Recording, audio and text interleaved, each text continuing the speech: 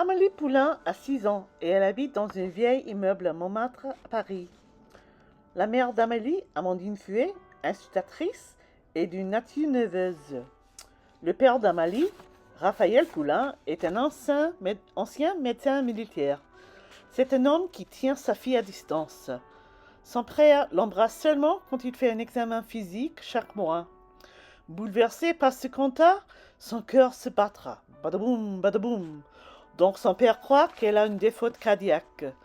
À cause de cette maladie fictive, l'anxiété de ses parents, Amélie ne va pas à l'école et reste toujours à la maison avec sa mère comme éducatrice.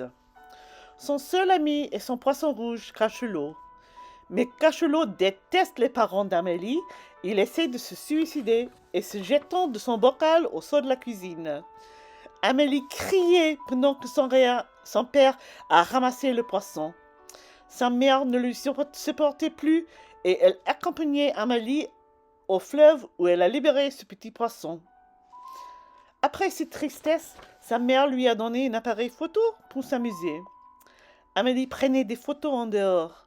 Mais son voisin malin, M. Collignon, l'avait convaincu que des choses qui arrivaient étaient la faute d'Amélie pour qu'elle avait pris des photos. Quand elle s'est rendue compte que son voisin l'a trompée, Amélie est rampée sous le toit du voisin et elle a débranché sa télévision quand il essayait de regarder un match de football. Elle a pris sa revanche.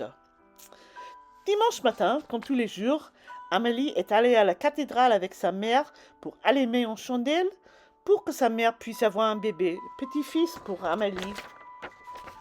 Malheureusement, ce jour-là, une touriste de Québec s'est suicidée en jetant du toit de l'église, tombant sur la pauvre Madame Fouet qui s'est tuée d'un instant. Après le mort de sa mère, Amélie reste à la maison avec son père tous les jours. Malgré cette tragédie, Amélie a un esprit vivant et coquin. Je vais vous montrer.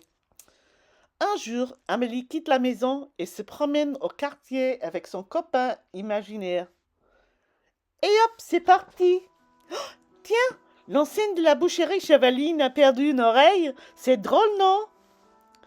Oh, dans la vitrine de la pâtisserie, il y a les sucettes Pierre Romande. Miam, j'aime ça. Oh, c'est pas fin. C'est Monsieur Collignon qui fait goûter son melon aux clients. Mais seulement en toute petite pièce, il n'est pas trop sympa ce monsieur. Oh, chez Café du Moulin, ils font de la glace au calisson. Maman l'a bien aimé. Je voudrais y travailler un jour quand je serai grande. Je passe devant la charcuterie et puis j'arrive chez le fromager. Papa, il aime bien le roquefort. Mais moi non, ça pue.